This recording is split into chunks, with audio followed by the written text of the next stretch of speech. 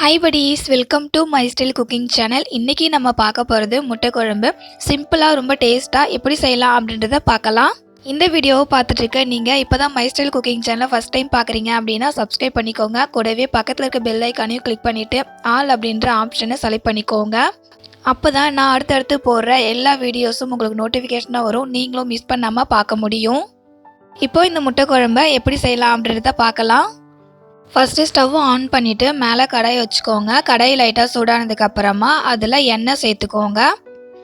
எண்ணெய் சூடாகி வந்ததுக்கு அப்புறமா 3 பச்சை மிளகாய் சேர்த்துக்கலாம். இது கூடவே 2 கொத்து அளவுக்கு கறிவேப்பிலை சேர்த்துக்கிட்டு எண்ணெயில் வதக்கி விட்டுக்கோங்க. முட்டை குழம்புக்கு நம்ம பட்டை, கிராம்பு, அதுக்கப்புறம் பிரிஞ்சி எல்லாம் சேர்த்து செய்வோம். அந்த மாதிரி இதில் எந்த ஸ்பைசஸுமே சேர்க்காம ஒரு டிஃப்ரெண்ட்டான இன்க்ரீடியன்ட் வந்து சேர்க்க போகிறோம். அது இந்த குழம்புக்கு ரொம்பவே டேஸ்ட் கொடுக்கும்.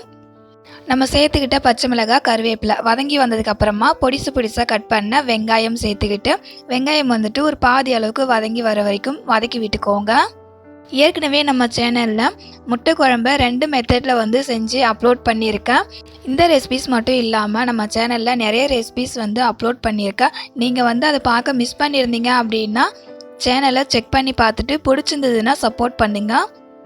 வெங்காயம் பாதி அளவுக்கு வதங்கினதுக்கு அப்புறமா பொடிசாக கட் பண்ணி வச்சுருக்க தக்காளி சேர்த்துக்கிட்டு வதக்கி விட்டுக்கோங்க. தக்காளி பாதி அளவுக்கு வதங்கி வரட்டும். தக்காளி பாதி அளவுக்கு வதங்கி வந்துடுச்சு. இந்த மாதிரி வதங்கி வந்ததுக்கு அப்புறமா இதில் 2 டேபிள் ஸ்பூன் அளவுக்கு இஞ்சி பூண்டு பேஸ்ட்டு சேர்த்துக்கோங்க. இது கூடவே 1/4 டேபிள் ஸ்பூன் அளவுக்கு உப்பு, 1/4 டேபிள் ஸ்பூன் அளவுக்கு மஞ்சத்தூள் சேர்த்துக்கிட்டு எல்லாத்தையும் திரும்ப வதக்கி விட்டுக்கோங்க. இப்போ சேர்த்துக்கிறேன் இஞ்சி பூண்டு பேஸ்ட், அதுக்கப்புறம் வந்துட்டு மஞ்சத்தூள். இதோடைய பச்சை வாசனை போகிற வரைக்கும் நல்லா வதக்கி விட்டுக்கோங்க. நம்ம வதக்கிட்டு இருக்க எல்லாமே வந்துட்டு நல்லா வதங்கி சைடில் வந்துட்டு எண்ணெய் பிரிஞ்சு வரும். அந்த அளவுக்கு நல்லா வதக்கி விட்டுக்கோங்க. இஞ்சி பூண்டு பேஸ்ட்டு, அதுக்கப்புறம் வெங்காயம், தக்காளி எல்லாமே நல்லா வதங்கிட்டு சைடில் பார்த்தீங்கன்னா எண்ணெய் பிரிஞ்சு வந்திருக்கும். இந்த மாதிரி எண்ணெய் பிரிஞ்சு வந்ததுக்கப்புறமா ஒரு 2 டேபிள் ஸ்பூன் அளவுக்கு புளி தண்ணி சேர்த்துக்கோங்க.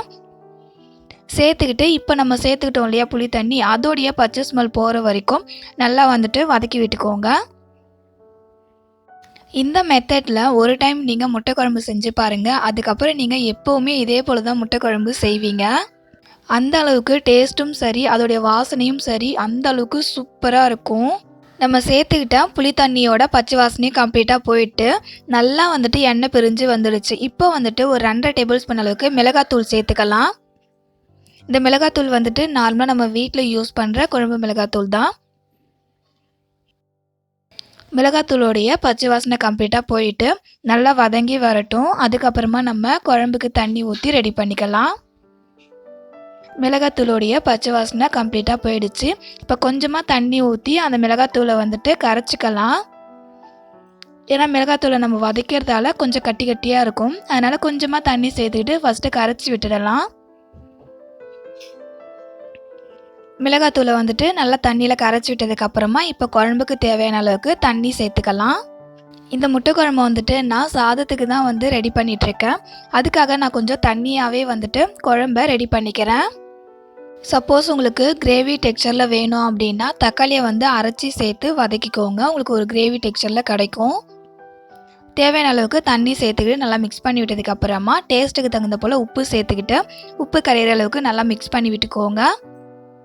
உப்பு நல்லா கலந்து விட்டதுக்கு அப்புறமா உப்பு டேஸ்ட்டு கரெக்டாக இருக்கான்னு செக் பண்ணிவிட்டு சப்போஸ் கம்மியாக இருந்துச்சு அப்படின்னா உப்பு வந்து சேர்த்துக்கோங்க. எனக்கு உப்பு கரெக்டாக இருந்துச்சு, அதனால் நான் அகைன் சேர்த்துக்கல. இதை போல் குழம்பு நல்லா கொதிச்சு வந்ததுக்கப்புறமா ஒரு 10 நிமிஷத்துக்கு க்ளோஸ் பண்ணி குக் பண்ணிக்கலாம். 10 நிமிஷம் ஆனதுக்கப்புறமா ஓப்பன் பண்ணி பார்க்கலாம். குழம்பு நல்லா கொதிச்சிடுச்சு. அதே போல் குழம்பும் வந்துட்டு கொஞ்சம் திக்காக இருக்குது. இப்போது ஸ்டவ்வை கம்ப்ளீட்டாக ஸ்லோ ஃப்ளேமில் வச்சுக்கிட்டு முட்டையை வந்து உடச்சி ஊற்றிக்கலாம். இதை போல் முட்டையை உடச்சி ஊற்றி முட்டை குழம்பு செய்யும்போது ஸ்டவ்வை வந்துட்டு கம்ப்ளீட்டாக ஸ்லோ ஃப்ளேமில் வச்சுடுங்க. குழம்பு கொதிக்கிறதும் வந்துட்டு ஸ்டாப் ஆனதுக்கப்புறமா முட்டையை வந்து இந்த மாதிரி ஒன்று ஒன்றா உடச்சி ஊற்றுங்க. இந்த மாதிரி முட்டையை உடச்சி ஊற்றும்போது நம்ம உடச்சி ஊற்றுற முட்டை வந்து குழம்புல கலந்துடாமல் நல்லா முழுசாக நமக்கு வெந்து வரும். அதே போல் முட்டையை சேர்த்ததுக்கு அப்புறமா வந்துட்டு ஃப்ளேமை வந்துட்டு ஹையில் வைக்கக்கூடாது. நம்ம எந்த ஃப்ளேமில் வச்சு முட்டையை உடச்சி ஊற்றணுமோ அதே ஃப்ளேம்லேயே அப்படியே இருக்கணும். இப்போது 5 முட்டையுமே நான் உடச்சி ஊற்றிட்டேன். ஒரு 5 நிமிஷத்துக்கு மீடியம் ஃப்ளேம்லேயே வந்துட்டு க்ளோஸ் பண்ணி குக் பண்ணிக்கலாம். 5 நிமிஷம் ஆனதுக்கப்புறமா ஓப்பன் பண்ணி பார்க்கலாம். ஒரு முட்டை கூட குழம்புல கலந்துடாமல் எல்லாமே முழுசாக வெந்து வந்திருக்கு. நான் சொன்ன டிப்ஸை ஃபாலோ பண்ணி நீங்களும் இதே போல் முட்டை குழம்பு செஞ்சு பாருங்கள். அவ்வளோதான் buddies, ரொம்பவே சூப்பரான டேஸ்டியான உடச்சி ஊற்றின முட்டை குழம்பு ரொம்பவே சிம்பிளாக ரொம்ப டேஸ்ட்டாக செஞ்சு முடிச்சாச்சு. லாஸ்ட்டாக இதில் கொஞ்சமாக கொத்தமல்லி இலையை சேர்த்துட்டு க்ளோஸ் பண்ணி வச்சிடலாம்.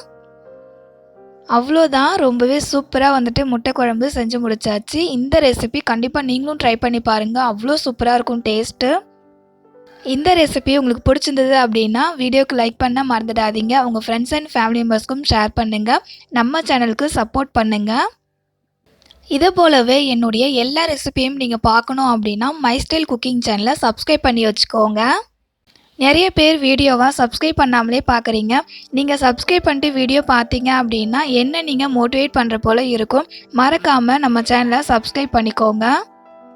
இதே போல் ஒரு சூப்பரான டேஸ்டியான ரெசிபியோட நெக்ஸ்ட் வீடியோவில் மீட் பண்ணலாம் buddies. தேங்க்யூ ஃபார் யுவர் வாட்சிங்.